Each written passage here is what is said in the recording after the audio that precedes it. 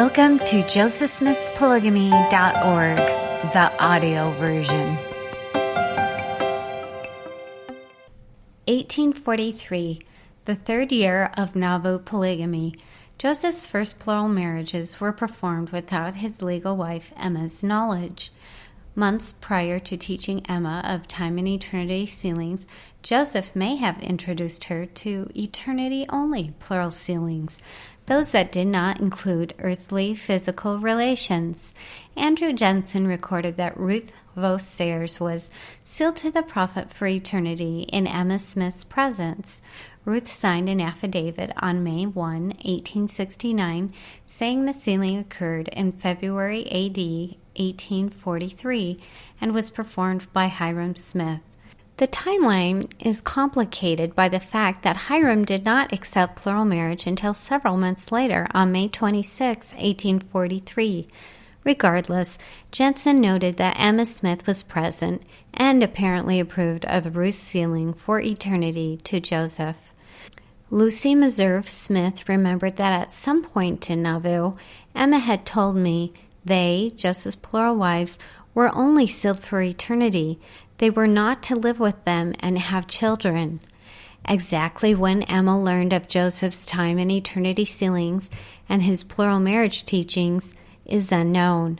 The earliest documentable date for Emma's awareness of time and eternity plural marriage is May of 1843, when she participated in 4 of her husband's polygamous sealings. Emma undoubtedly learned about its principles earlier, but her actions indicate that it was only weeks, not months or years previously. This was the same period when Joseph's brother, Hiram and William Law, second counselor in the first presidency, first became aware of plural marriage, so there is no obvious reason to assume Emma would have learned much earlier. Emma temporarily accepts plural marriage. In May of 1843, Emma facilitated Joseph's marriages to 4 plural brides, Eliza and Emily Partridge and Sarah and Marie Lawrence, all with her explicit approval. Emily and Eliza Partridge had already been sealed to the prophet, unbeknown to Emma or each other. Emily explained, "It was about this time that the principles of celestial marriage were being taught to a few. I and my sister Eliza received it and were married to Brother Joseph about the same time, but neither of us knew about the other at the time. Everything was so secret." This was in March 1843.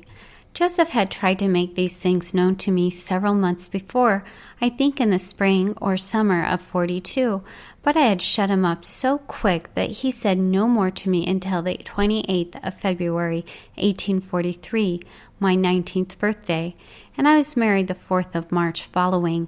After a month or 2, Emma had consented to give Joseph 2 wives if he would let her choose them for him, and as she chose Eliza and myself, the ceremony was done over again in her presence on the 11th of May, 1843.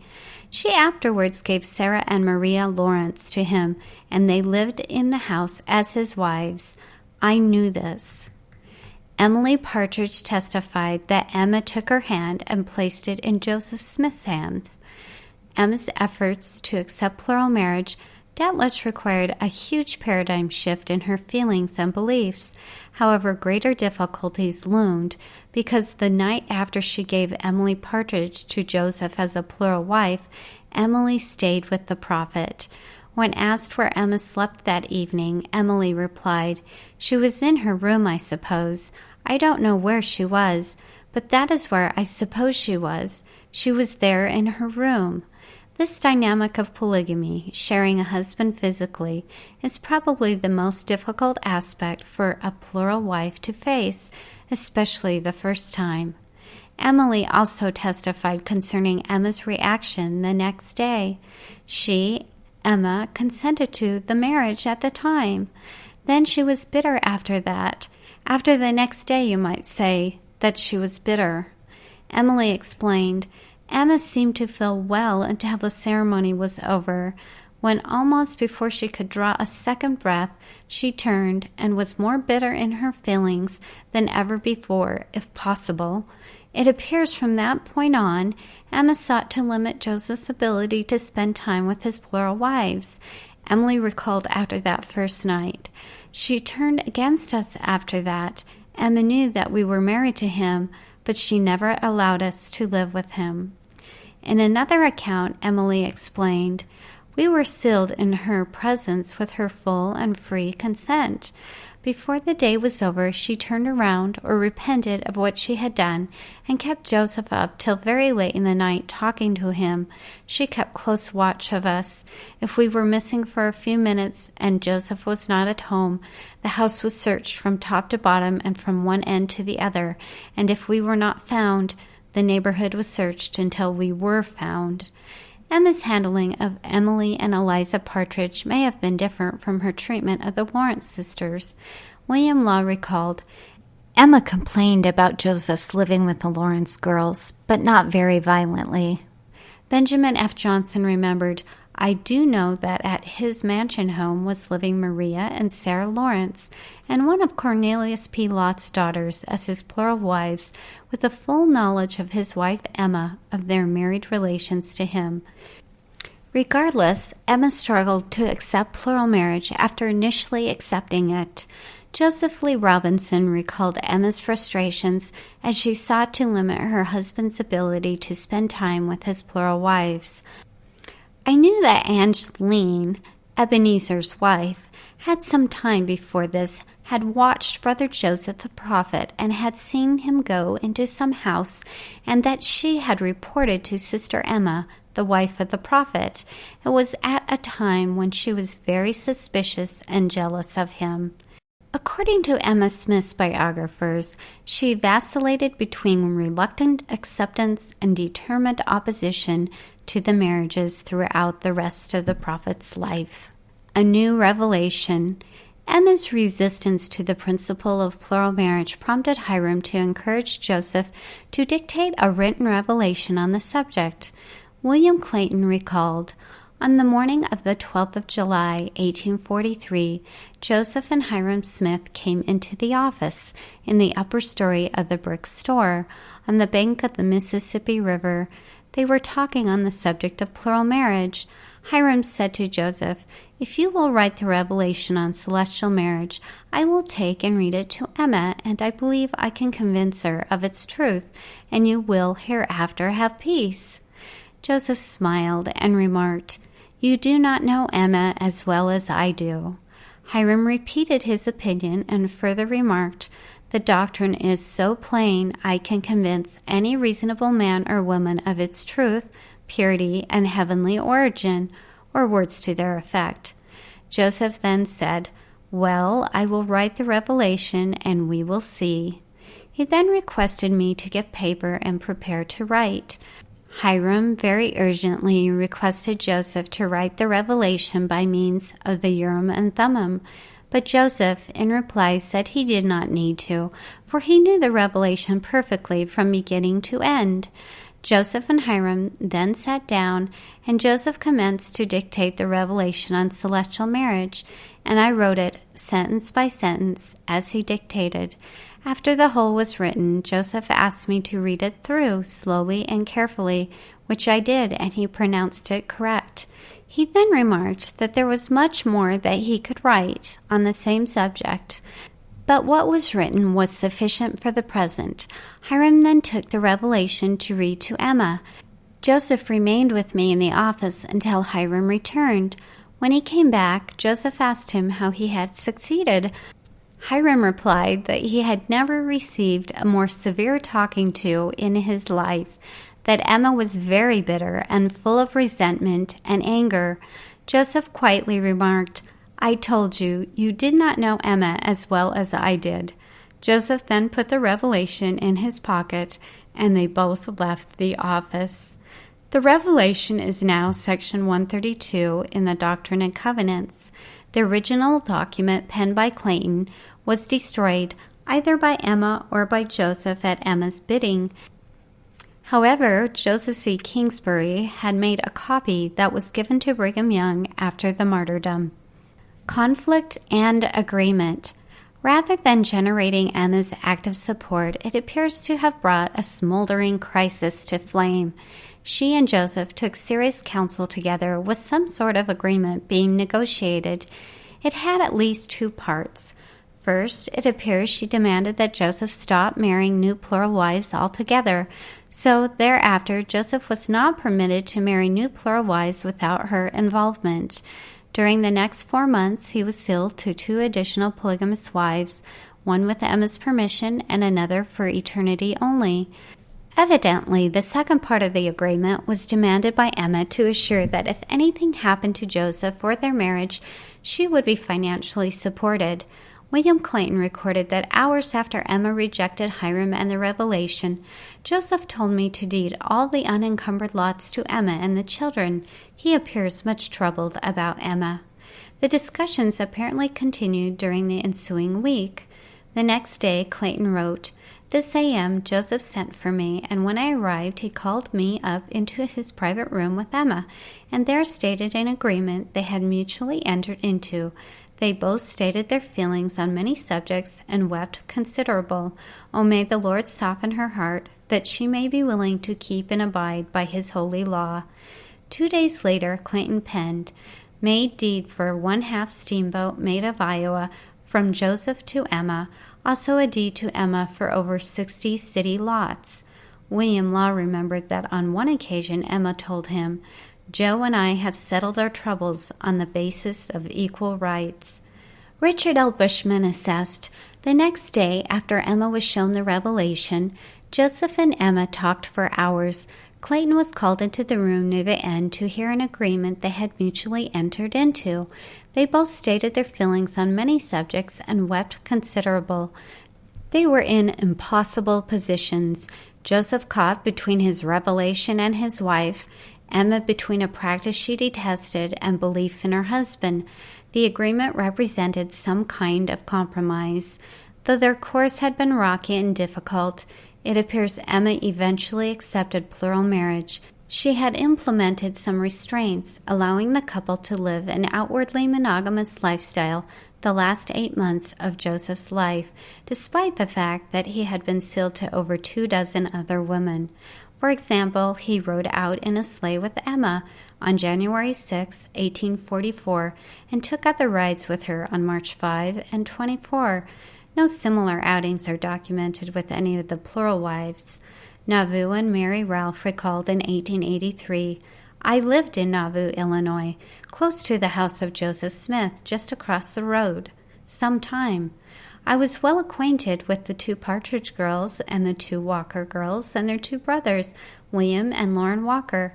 They were orphans, and they all lived in the family of Joseph Smith, but I never knew they were any of them his wives." Knowledge of the revelation spreads. With a written document explaining the principle of plural marriage available after July 12, 1843, questions about it multiplied. At that time, perhaps 8,000 residents inhabited Nauvoo. In 1871, George A. Smith taught. In 1843, the law on celestial marriage was written, but not published, and was known only to perhaps 100 or 200 persons. According to several accounts, both Joseph and Hiram used the revelation to teach the new principles. When asked when he first heard the revelation read, Cyrus Wheelock recalled, "There was a few of us in the woods getting out of the way, and we were talking, and I heard about it." In 1892, he reported that on a rainy and chilly day in November of 1843, while situated in a thick of trees about a mile outside of Montrose, Iowa, Joseph Smith had that revelation read to a group of 3 or 4 or 5 together by his clerk. James Lighthead wrote in 1904, "I was engaged at the time, autumn 1843, in building a barn for Hiram Smith, the prophet's brother, and this discourse was the subject of our talk. I ate dinner with Hiram every day while laboring there. Brother Hiram and I were alone at the dinner table, and I asked him if it was a revelation. He never hesitated one moment, but said that it was, and that he had carried that revelation to the High Council for their consideration, and that all of the High Council accepted of it, except 2. Church member Charles Smith remembered that even the elders in Nauvoo were made aware of the revelation. Patriarch Hiram Smith met with the elders at Nauvoo in the winter of 1843-44 and there told them that the doctrine of plurality of wives had bothered him considerably, and he felt constrained to ask wherein Abraham, Moses, David, and others could be justified before God in practicing this to him repugnant doctrine. He asked his brother, the prophet Joseph, to ask this question of the Lord. Joseph did so, and the revelation given 12 July 1843 was the answer. Several Latter-day Saints recall having had the opportunity to keep the copy of the revelation for a few days for their own examination. William Law reported, Hiram Smith did in his office read to me a certain written document, which he said was a revelation from God. He said that he was with Joseph when it was received. He afterwards gave me the document to read, and I took it to my house and read it, and showed it to my wife and returned it next day. When asked in the 1892 Temple Lot deposition whether she had ever read that revelation when you were at Nauvoo, Melissa Lott testified, Yes, sir, I got it from Joseph Smith. It was in writing. It was in manuscript. Hiram Smith's plural wife, Mercy Rachel Thompson, stated that she kept the revelation some 4 or 5 days, something like that. She also recalled, I saw the revelation on polygamy and had it in my own hands, saw what kind of paper it was written on. It was written on foolscap paper. Writing in 1886, she reminisced, on the subject of Brother Hiram reading it, the revelation, to the High Council, I well remember the circumstances. I remember he told me he had read it to the brethren in his office. He put it into my hands and left it with me for several days. I had been sealed to him by Brother Joseph a few weeks previously. Lucy Walker testified that she saw the revelation at the Nauvoo mansion where she was living. Nauvoo church member Charles Lambert recounted, The prophet used to hold meetings in a log house of his, sometimes twice a week. I don't remember missing one when I had a chance at one of these. He said he wished he had a people that he could reveal to them what the Lord had shown to him. But one thing I will say, there are thousands of spirits that have been waiting to come forth in this day and generation. Their proper channel is through the priesthood. A way has to be provided, but that time has come, and they have got to come anyway, and thus left me in a fix. Sometime after this, William Clayton told me if I would come down into the basement of the temple, he wanted to show me something, and that I might bring Stephen Hales with me. We went into a little place boxed off for a paint shop for William Pitt. He had been present there. Brother William C. read unto us the revelation on plural marriage. This explained the above. I believed it, yet did not obey the same until 1872. I think it was on or about the 6th of May, 1844, the prophet Joseph came up to the temple and, clasping his arms around me, lifted me off my feet, then said, The Lord bless thee, and I bless thee. In 1892, Mary Ann West testified, He, Hiram Smith, came into our house, and he said that there was a revelation, and I told him that I would very much like to read the revelation that Joseph had received on plural marriage, and he said he would go over and get it for us to read, and he went over and came back in a little while, and he looked very sober and downcast, and I asked him, said I, What is the matter? What is the matter? Can't you get it? And he said, No, Emma took it out of Joseph's pocket last night and burned it, and so I did not get to read the revelation, although I was very anxious to do so. Whether the Kingsbury copy was secretly circulated in Nauvoo is unknown, but it appears that the destruction of the original penned by Clayton would have limited subsequent first-hand knowledge of the revelation's content.